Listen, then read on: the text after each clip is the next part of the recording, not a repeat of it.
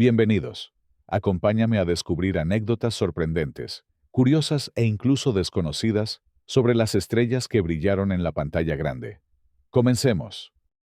Katy Jurado siempre fue una mujer de carácter firme, de esas que jamás permitían que alguien la humillara o la hiciera sentir menos. Directa y sin filtros, no dudaba en decir lo que pensaba cuando sentía que algo no era correcto, sin importar a quién tuviera enfrente. Curiosamente, a pesar de tener personalidades tan fuertes, Katy Jurado y María Félix lograron en un principio llevar una relación cordial. Su trato amistoso surgió cuando la doña invitó a cenar a Katy y a su entonces esposo, el actor estadounidense Ernest Borgnine, en su casa. No se trataba de una amistad íntima, pero sí de una convivencia respetuosa y amable. Sin embargo, aquella cordialidad se quebró por completo durante el rodaje de la película, La bandida. Durante las grabaciones, Katy sufrió un accidente que le provocó una fractura en una pierna. Este hecho obligó al equipo de producción a realizar un gran esfuerzo para cuidar sus movimientos y evitar que su lesión se notara en pantalla. Además, sus traslados hasta las locaciones eran complicados, por lo que inevitablemente llegaba tarde a algunos llamados. Toda esta atención especial hacia Katy, sumada a los ajustes técnicos que se hacían para acomodarla en las escenas, comenzaron a incomodar a María Félix, quien siempre había disfrutado ser el centro absoluto de todas las miradas. Fue entonces que, en medio del rodaje y frente a grandes figuras como Pedro Armendáriz, Ignacio López Tarso, Lola Beltrán, Emilio Fernández y Andrés Soler, María Félix lanzó un comentario que evidenciaba su molestia. Pidió que las cámaras solo la enfocaran a ella, argumentando que ella era la verdadera estrella de la película. La respuesta de Katy Jurado no se hizo esperar. Con toda la serenidad y filo que la caracterizaba, le contestó frente a todos: «Señora, tan estrella es usted como lo somos todos los que estamos aquí. Yo diría que, más que estrella usted, parece una vedette». Aquel comentario cayó como una bomba.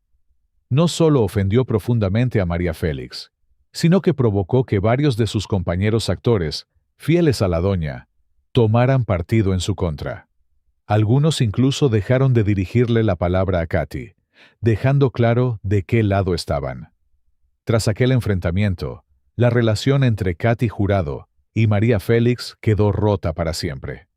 Nunca más volvieron a dirigirse la palabra, y lo que alguna vez fue cordialidad, se transformó en una enemistad silenciosa, pero irreconciliable.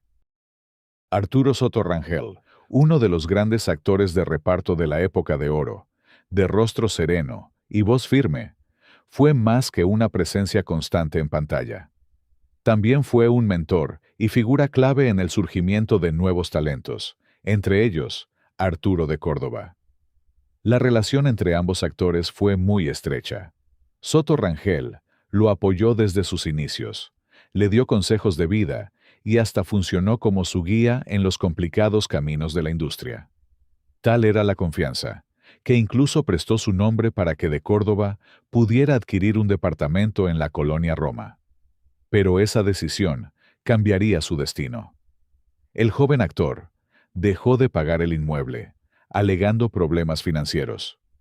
La situación se agravó cuando, tras una fiesta realizada en el departamento, falleció una mujer, encontrando sustancias en el lugar. Al ser cuestionados por las autoridades, Arturo de Córdoba y otro asistente afirmaron que el propietario era Soto Rangel. Esto bastó para que el veterano actor fuera arrestado, acusado de ser el organizador de la fiesta. Se dice que gastó una gran suma de dinero para recuperar su libertad. Aquel episodio fue un golpe demoledor para su salud y reputación. A pesar de todo, Soto Rangel siguió trabajando hasta el final de sus días. Pero esta amarga traición dejó una sombra en su historia. Tras la trágica muerte de Pedro Infante, en 1957, su partida no solo dejó un vacío en el corazón del público, también desató una serie de tensiones entre María Luisa León y su última pareja sentimental, la actriz Irma Dorantes. Aunque su matrimonio con Pedro fue anulado, Irma vivió a su lado como pareja y madre de su hija. Sin embargo, tras la muerte del ídolo, quedó completamente desprotegida y con una niña que mantener. Intentó regresar al cine, pero las puertas parecían cerrarse una y otra vez. Los rumores señalaban que María Luisa León habría utilizado su influencia para vetarla dentro de la industria.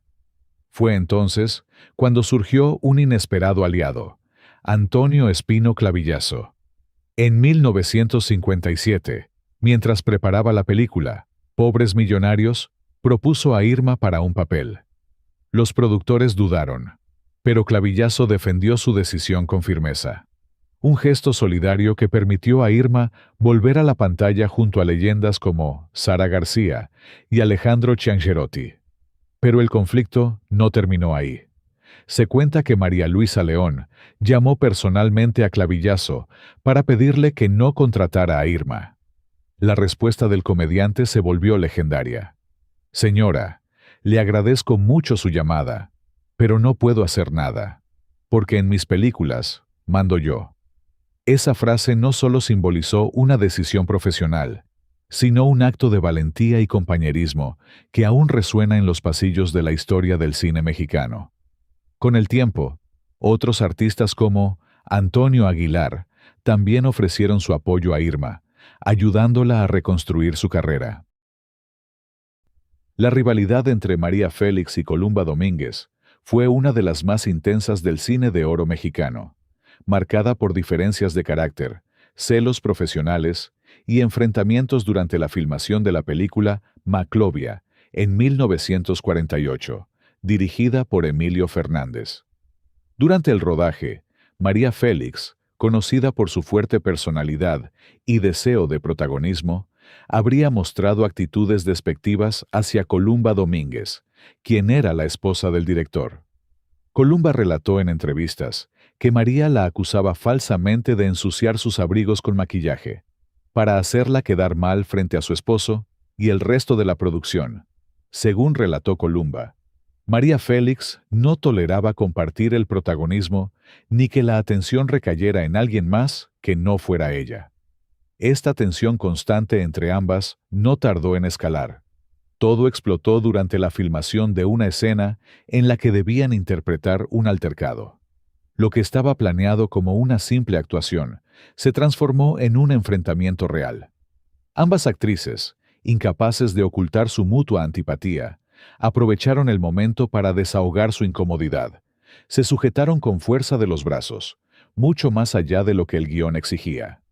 Fue un momento cargado de verdadera hostilidad que dejó ver claramente que la rivalidad entre ellas no era ficción, sino una realidad latente en cada toma. Columba describió a María como una persona maleducada y afirmó que su relación profesional fue tensa debido a las constantes faltas de respeto. A pesar de estos conflictos, Maclovia fue un éxito, y Columba recibió el premio Ariel a Mejor Coactuación Femenina por su participación en la película. Luis Aguilar y Pascual García Peña, conocidos por su carisma y química en pantalla, compartieron más que actuaciones memorables. También compartían un gusto muy particular por el licor. Aunque su profesionalismo era innegable, su afición por la bebida más de una vez puso a prueba la paciencia de los directores. Uno de ellos, Raúl de Anda, se dio cuenta durante un rodaje que algo no cuadraba. Las filmaciones sufrían retrasos y los actores aparecían con una energía sospechosa. Pronto descubrió que el motivo no era otro que el consumo constante de licor durante las horas de trabajo. Tras un severo llamado de atención, todo pareció calmarse, pero los actores no se rindieron. Con la complicidad del equipo, idearon un plan brillante. Enterraron botellas de licor al pie de un árbol dentro del set. Cuando querían un trago, fingían descansar a su sombra, sacaban las botellas y, usando popotes, bebiendo discretamente. Durante un tiempo, el plan funcionó a la perfección. Nadie entendía cómo, a pesar de la vigilancia, seguían con esa inusual felicidad. El misterio se resolvió cuando alguien encontró las botellas vacías enterradas. Aunque la travesura causó molestias, también provocó sonrisas. Raúl de Anda, frustrado pero resignado, terminó aceptando que con esos dos actores era difícil enojarse por mucho tiempo. Capulina y Roberto Gómez Bolaños Chespirito compartían una amistad cercana y una brillante carrera como libretistas y actores en el programa, cómicos y canciones. Pero un encuentro inesperado con un astrólogo sembraría una semilla de cambio entre ellos, una que crecería hasta alejarlos para siempre. Tras su separación profesional de Viruta, Capulina buscaba respuestas sobre su futuro. Inquieto y en plena incertidumbre, decidió consultar a Esteban Mayo, uno de los astrólogos más conocidos del país. Pero no quiso ir solo. Invitó a Chespirito, con la condición de que nadie más supiera. Lo que parecía una simple visita se tornó en algo más profundo. El astrólogo atendió primero a Capulina, y luego, intrigado por la fuerza especial que percibía en Roberto, le ofreció hacerle su carta astral gratuitamente. Chespirito, escéptico por naturaleza, accedió a regañadientes, aunque nunca regresó por el resultado. Capulina sí volvió. Y tras aquel encuentro, algo en su trato cambió. Chespirito notó una actitud distante, fría.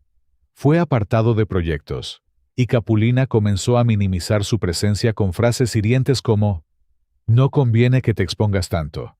La gente podría pensar que eres un viruta de segunda». Las palabras dolieron, y la distancia entre ambos creció. Capulina siguió su carrera por su cuenta, mientras Chespirito forjaba un legado que marcaría a generaciones con personajes como el Chavo del Ocho y el Chapulín Colorado. Nunca se supo qué decía aquella carta astral, pero Chespirito escribió años después que algo se rompió ese día. Ignacio López Tarso es recordado como un gigante del teatro y el cine mexicano. Pero su destino no siempre estuvo escrito en los escenarios. De joven fue seminarista, soldado y jornalero, y parecía estar lejos del mundo artístico, hasta que un accidente cambiaría su vida. En los años 40, seducido por la promesa del programa Bracero, viajó a California a trabajar en los campos agrícolas. Las condiciones eran duras y el trabajo extenuante. Un día, mientras recolectaba naranjas, cayó desde un árbol y se golpeó la espalda. Le fue imposible continuar trabajando y se vio obligado a regresar a México casi inmovilizado, con un chaleco de yeso desde el cuello hasta la cintura. Durante su larga recuperación, alguien le obsequió un libro de poesía de Xavier Villaurrutia. Fue entonces cuando, entre versos y silencio, nació su amor por el arte. Curioso, fue a buscar al poeta al Palacio de Bellas Artes, y de una simple búsqueda de autógrafo, terminó aceptando la invitación a sus clases de teatro. Ese fue el comienzo de una brillante carrera. Primero, en grupos estudiantiles, luego en los grandes teatros de México, hasta llegar al cine, donde protagonizó joyas como Macario. Marta Mijares fue una de las jóvenes promesas más brillantes del cine mexicano durante la década de 1950. Incursionó en la actuación, primero como extra y luego en papeles protagónicos.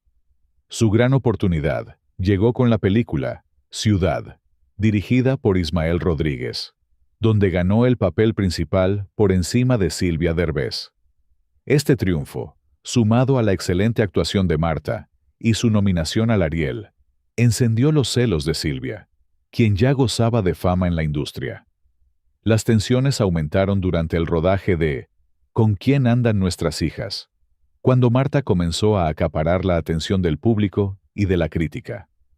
Además del ámbito profesional, se rumorea que un interés amoroso en común, el publicista Eugenio González, pareja de Silvia, coqueteó con Marta, lo cual habría agravado el resentimiento.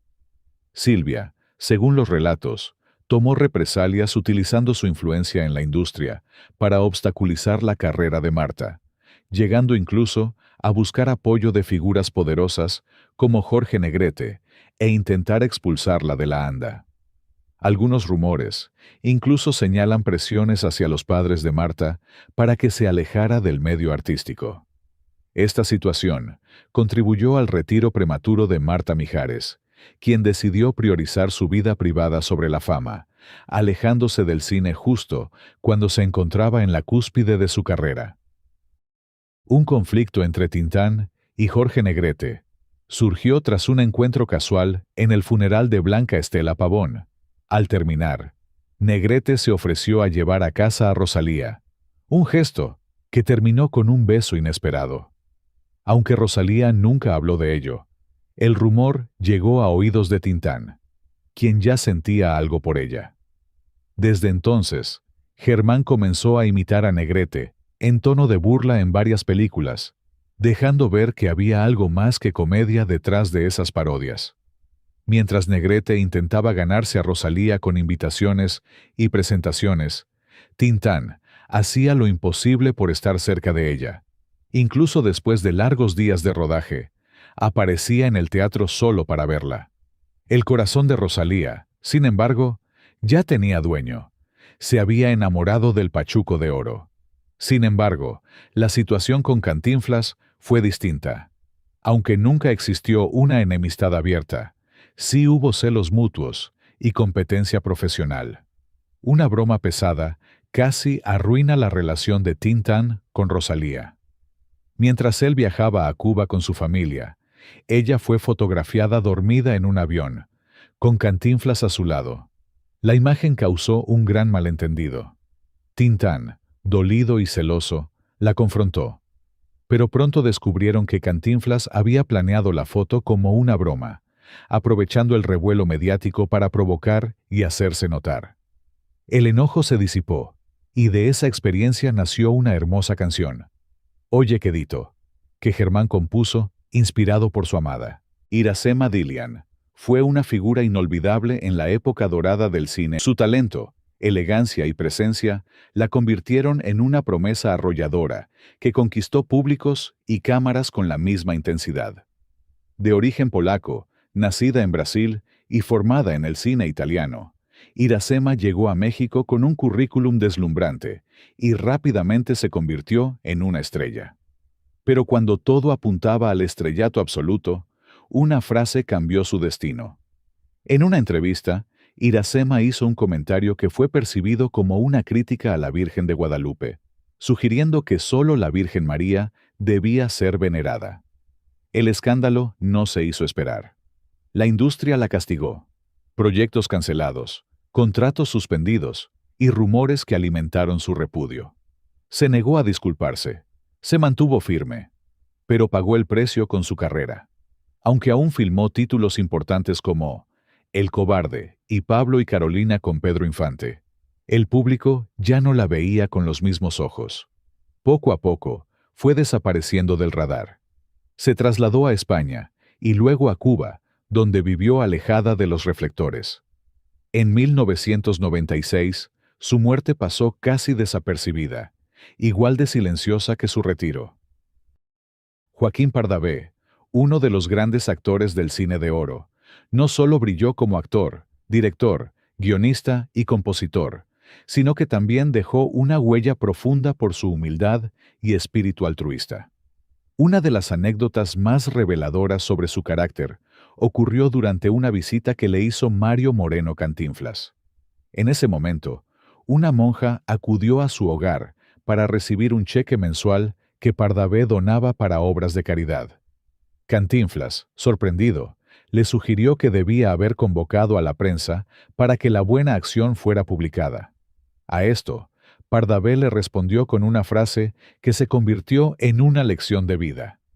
Él no ayudaba para recibir aplausos ni publicidad, sino por el placer de dar y el amor hacia su gente. Para él, el verdadero reconocimiento venía del público que lo apreciaba por su trabajo, no de los titulares. El 20 de julio de 1955, el mundo del espectáculo se sacudió con la repentina muerte de este gran actor.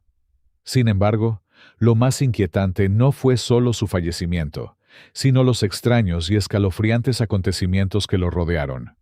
Uno de los más sorprendentes lo vivió la actriz cubana, Ninón Sevilla, quien trabajaba con Pardavé en la filmación de la película Club de Señoritas en los estudios Churubusco. Esa mañana, Ninón llegó temprano al set para prepararse.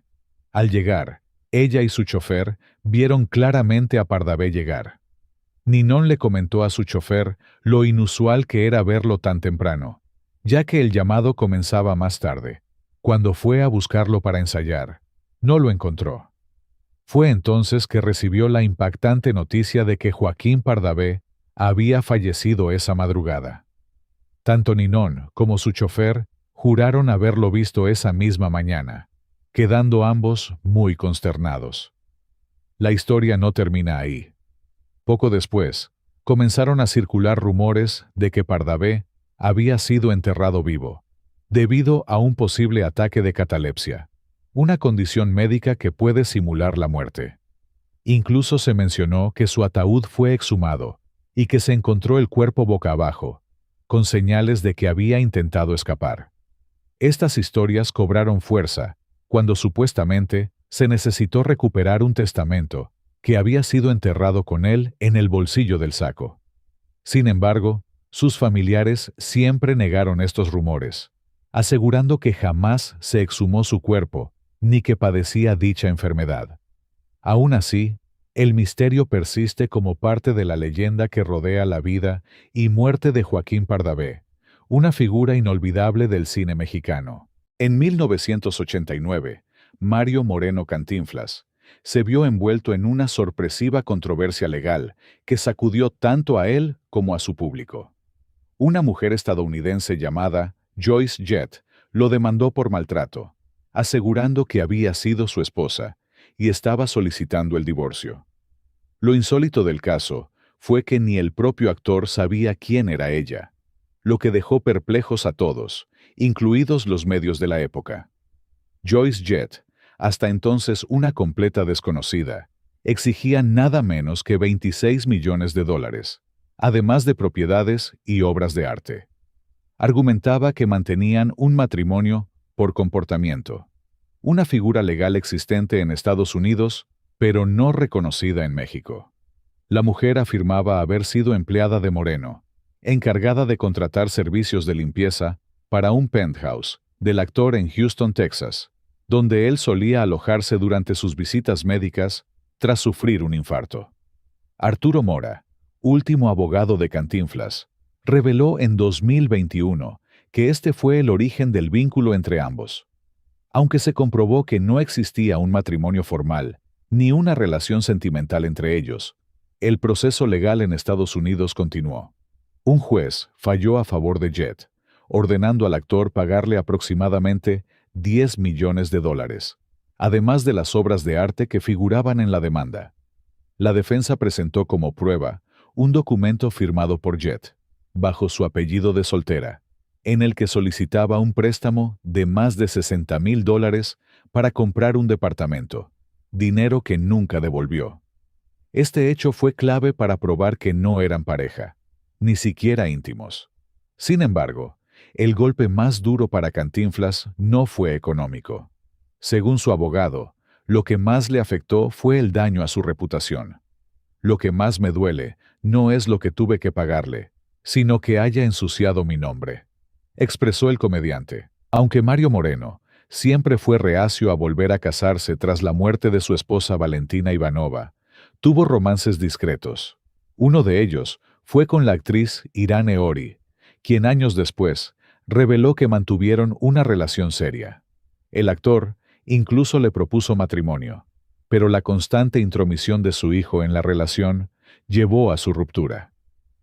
María Félix jamás perdonó a Mario Moreno Cantinflas, y no fue por un simple desacuerdo pasajero, sino por una enemistad profunda que se tejió alrededor de Jorge Negrete. El legendario charro mexicano no solo fue el esposo de María Félix, sino también un férreo rival de Cantinflas dentro de la Asociación Nacional de Actores, organización de la que ambos eran miembros fundadores.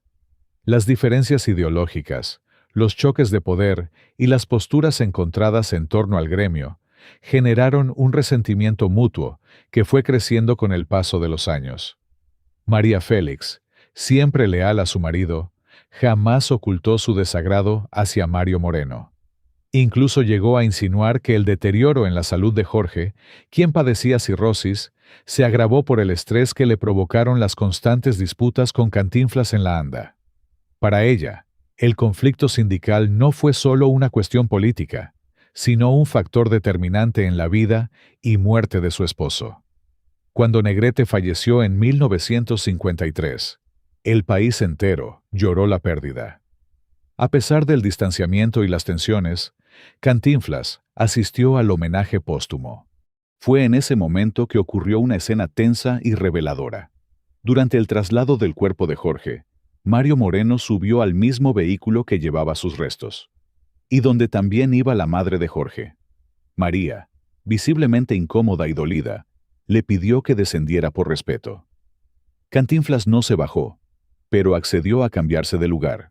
Una acción que, lejos de aplacar las cosas, terminó por sellar el distanciamiento con la actriz. Años después, en una entrevista, María Félix no titubeó al señalar a Cantinflas como uno de los principales adversarios de Jorge Negrete en la vida profesional, asegurando que fue corresponsable del desgaste emocional y físico que precipitó su muerte. Agustín Lara, conocido como el Flaco de Oro, dejó una vida repleta de amores, música y controversias, pero pocos episodios de su vida generaron tanta polémica como su relación con Rocío Durán. María Félix y Lara adoptaron a Rocío cuando tenía solo 5 años, aunque la adopción nunca se formalizó legalmente. Durante el tiempo que estuvieron casados, la pareja cuidó a la pequeña, pero nadie imaginó que años después, Rocío terminaría convirtiéndose en la esposa del famoso compositor. En 1964, Agustín Lara, de 60 años, contrajo matrimonio con Rocío Durán, quien tenía apenas 17 años. La boda se llevó a cabo el 28 de junio en la Basílica de Guadalupe en Madrid, marcando un momento que causó una gran polémica entre el público y la prensa. Según declaraciones posteriores, la actriz María Félix aseguró que esta unión no se dio por amor ni por dinero, sino por venganza, un comentario que añadía un toque dramático a la ya controvertida relación. La polémica no solo impactó a la opinión pública, sino también a la familia de Rocío. Chabela Durán, su madre biológica, rompió lazos tanto con su hija como con Agustín Lara tras el matrimonio. Por su parte, Rocío confesó que aceptó casarse con el compositor como un acto de protección hacia él, tal como él había cuidado de ella durante su infancia. En palabras de Rocío, Lara le propuso matrimonio diciendo, ¿y si nos casamos por el qué dirán? A lo que ella respondió, pues sí, lo que tú quieras. La relación entre Lara y Rocío continuó causando revuelo incluso en España. Durante una fiesta, el dictador Francisco Franco les recriminó no haberse casado por la iglesia, lo que los motivó a realizar una ceremonia religiosa en Madrid. A pesar de las críticas y las dudas sobre las razones detrás de su matrimonio, Rocío siempre destacó que su relación con Agustín Lara estaba basada en cariño y gratitud.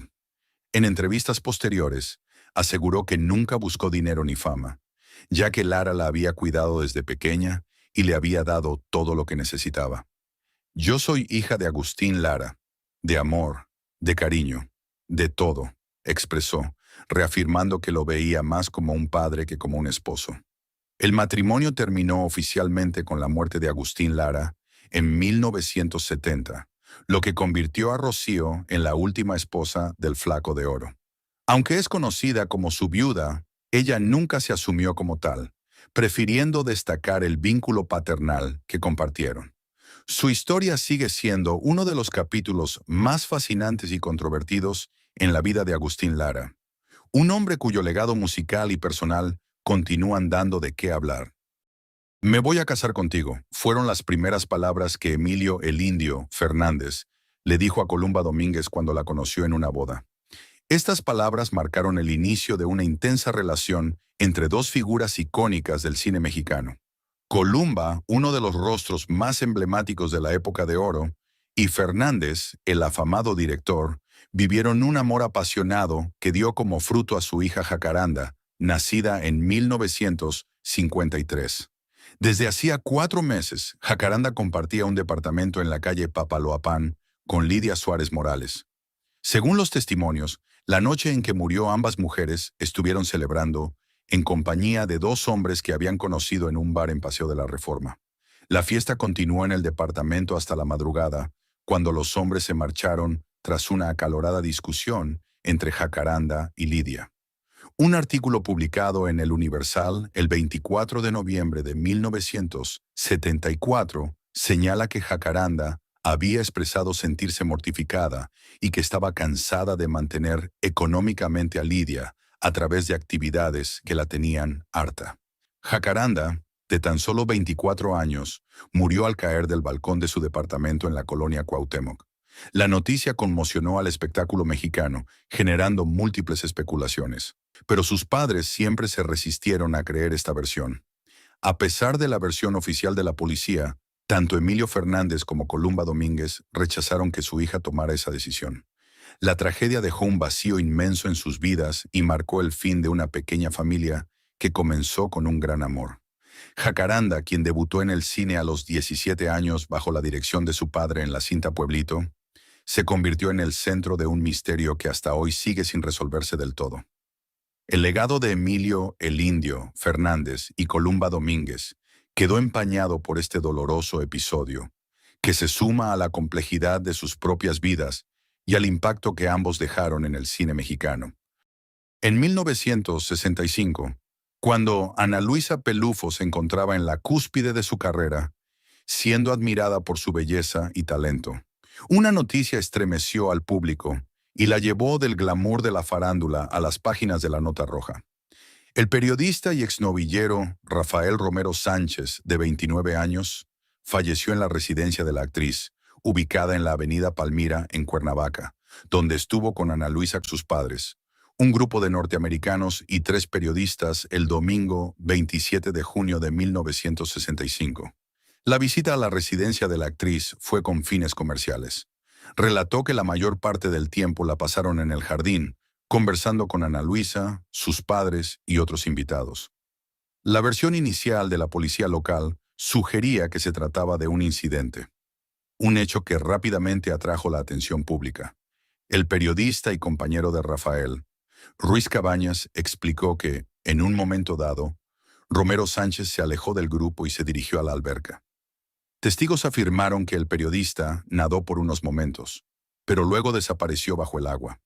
Al percatarse de su ausencia, los presentes intentaron rescatarlo y aplicarle primeros auxilios, pero los esfuerzos fueron en vano. El informe médico reveló daños que descartaban la teoría de ahogamiento.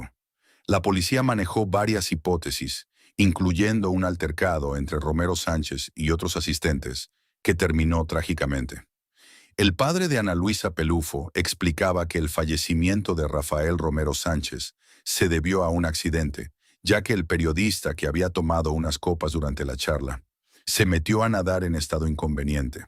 Sin embargo, la familia Pelufo rechazó las acusaciones, calificándolas de infundadas e injustas.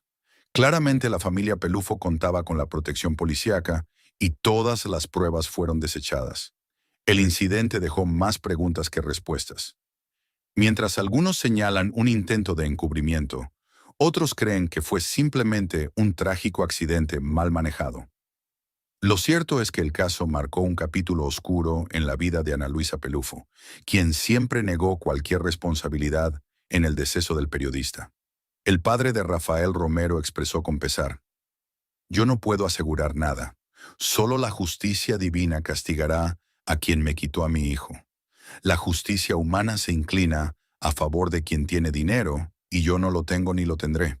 Don Eduardo, visiblemente afectado, añadió que, tras enterarse de los hechos, llegó a la conclusión de que sería difícil esclarecer el caso. David Reynoso Flores, nacido el 29 de enero de 1926 en Aguascalientes, tuvo una infancia difícil y desempeñó trabajos como taxista y repartidor antes de dedicarse a los toros, pasión que abandonó tras ser corneado. En Monterrey conoció a Eulalio González el Piporro, con quien entabló una gran amistad. Gracias a su voz trabajó como locutor y cronista taurino hasta ser descubierto por el cineasta Roberto Gabaldón, debutando en 1957 en Aquí está Heraclio Bernal. Fue secretario de la Asociación Nacional de Actores de 1977 a 1984. En 1978, también ocupó un cargo como diputado federal por el Sexto Distrito de la Ciudad de México. Pero hay un capítulo oscuro en la vida del actor David Reynoso, cuando engañó y estafó a uno de sus mejores amigos, Jorge Rusek, un primer actor mexicano que trabajó en películas y novelas, siempre con personajes enigmáticos y de duro carácter, pero que en realidad era una persona amistosa, que no le gustaba meterse en problemas ni en chismes. Gracias a su trabajo, logró reunir los suficientes ahorros para poner un negocio y vivir de ahí para tener una vejez tranquila. A mediados de los 80, Rusek le platicó sus planes a Reynoso y este le propuso construir una cadena de restaurantes de comida mexicana, repartidos en diferentes ciudades, negocio en el que ambos serían socios igualitarios. Además, Reynoso alardeaba de las influencias que tenía con el gobierno, ya que conoció a mucha gente importante cuando ocupó el puesto de diputado. Convencido Rusek de que los ahorros de su vida estarían en buenas manos, le entregó todo a David Reynoso, sin imaginarse el destino que tendrían tantos años de trabajo y esfuerzo. Esos ahorros fueron utilizados para pagar la libertad de Jorge Reynoso, hijo de David, quien se encontraba encarcelado y enfrentaba el riesgo de recibir cadena perpetua. David hizo uso de los recursos económicos tanto propios como de Jorge Rusek, quien le confió ciegamente que dispusiera de lo necesario. Así lo hizo. Pagó abogados y la libertad condicional para que finalmente su hijo pudiera salir de prisión. Una vez que Jorge Rusek se dio cuenta de que sus cuentas estaban vacías y que no existía ningún negocio, quiso entablar una demanda. Pero esto no fue posible, ya que el actor le había entregado un poder absoluto a David para manejar sus cuentas bancarias. Jorge Rusek, totalmente decepcionado, se alejó de David y nunca volvieron a verse. Rusek continuó trabajando hasta 1998, cuando un infarto le arrebató la vida. Sin embargo, en esta vida todo se cobra, y David Reynoso no fue la excepción. Para inicios de los 90, David ya no pudo trabajar. Le fue diagnosticado un cáncer de garganta que le impidió continuar con su carrera, sometiéndose a extenuantes quimioterapias.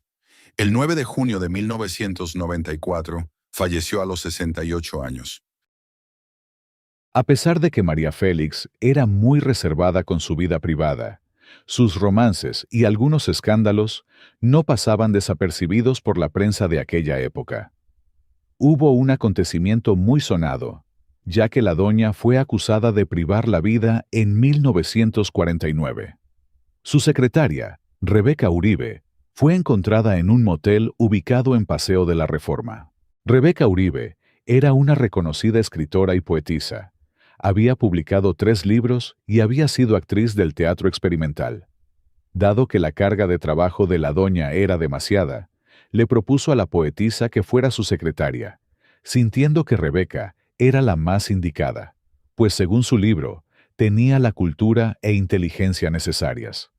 Sin embargo, con el tiempo se fueron haciendo mucho más cercanas, ya que Rebeca acompañaba a la famosa actriz a todos los eventos públicos a los que era requerida.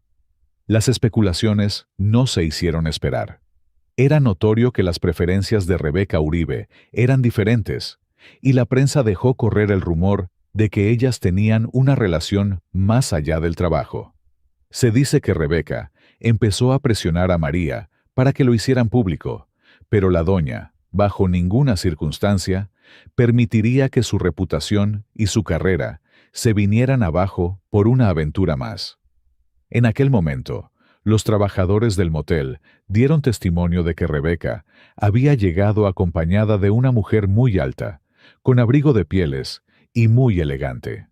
Además, encontraron una foto de la doña en una de las bolsas de ropa de la poetisa. La prensa empezó a señalar que María Félix tenía una relación amorosa con Rebeca y que era ella la acompañante de esa mañana de agosto.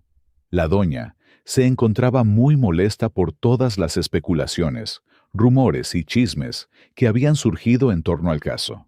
Además, le preocupaba que su hijo Enrique estuviera asustado y preocupado. Al final, se concluyó que había sido otra mujer la implicada. María nunca fue interrogada. Se dice que en aquel entonces, la doña ya contaba con amigos influyentes y poderosos, quienes la ayudaron a salir del país para viajar a España y esperar a que todo el escándalo pasara, quedando deslindada de todo hecho. Y aunque no se vio involucrada en los hechos, su nombre quedó envuelto en el escándalo.